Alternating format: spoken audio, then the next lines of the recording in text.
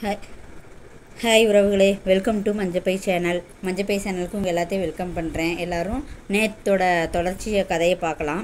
எல்லோரும் மஞ்சப்பை சேனலை லைக் பண்ணுங்கள், ஷேர் பண்ணுங்கள், ஸ்பீடாக சப்ஸ்கிரைப் பண்ணுங்கள். வாங்க கதைக்குள்ளே போகலாம்.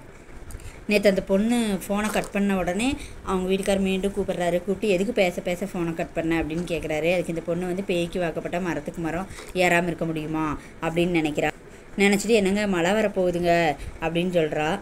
அதுக்கு அவங்க ஹஸ்பண்ட் வந்து என்ன ஏன் ஃபோனை கட் பண்ணேன்னு கேட்டால் மழை வரப்போகுதுன்னு சம்மந்தம் இல்லாமல் பேசுகிற, உனக்கு கரெக்டாக பேசக்கூட தெரியாதா, நான் ஒன்று கேட்டால் நீ ஒன்று சொல்கிற அப்படின்னு திட்டுறான். அதுக்கு வந்து அவள் வாழ்க்கை பூரா இவன் இப்படியே சொடிச்சிருந்தால் பேசுவானா, அன்பாகவே பேச மாட்டானா அப்படின்னு சொல்லி ரொம்ப ஃபீல் பண்ணுறா. அதுக்கப்புறம் இல்லை மழை வந்தால் பையன் நினைஞ்சிருவான், அதனால் குழந்தைய ஸ்கூல்லேருந்து கூட்டிகிட்டு வரணும், அதனால தாங்க மழை வரப்போகுதுன்னு சொன்னேன் அப்படின்னு சொன்னேமே. அதுக்கு அவங்க ஹஸ்பண்ட் என்ன சொல்கிறான், ஆமாம் மழை வந்தால் நீ சொல்கிறது கரெக்டு தான், மழை வந்தால் குழந்தை நினைஞ்சிரும், சரி நான் குழந்தைய போய் சீக்கிரமாக ஸ்கூல்லேருந்து கூட்டிகிட்டு வந்துடுறேன், நீ வந்து வெங்காய பச்சியும் கேசரியும் செஞ்சு வை அப்படின்னு சொல்லிட்டு அவர் வந்து ஃபோனை கட் பண்ணிடுறாரு. அதுக்கப்புறம் அப்பாடி அப்படின்னு மனசில் நினைக்கிறா. அப்பாடின்னு சொன்னால் கூட நம்ம வீட்டுக்காரர் சத்தம் போடுவார், அது என்ன அப்பாடின்னு இழுக்கிற அப்படின்னு சொல்லுவார். அதை கூட ஃபோனில் அப்பாடின்னு கூட சொல்ல முடியாது அப்படின்ட்டு சரி எப்படியோ நல்லா பேசிட்டார் அப்படின்னு சொல்லிட்டு அவள் வேலை செய்ய தொடங்குறா. இதோட தொடர்ச்சி நாளைக்கு வரும் ஃப்ரெண்ட்ஸ். ஓகே ஃப்ரெண்ட்ஸ், எல்லாருக்கும் பாய். ஸ்பீடாக சப்ஸ்கிரைப் பண்ணுங்கள்.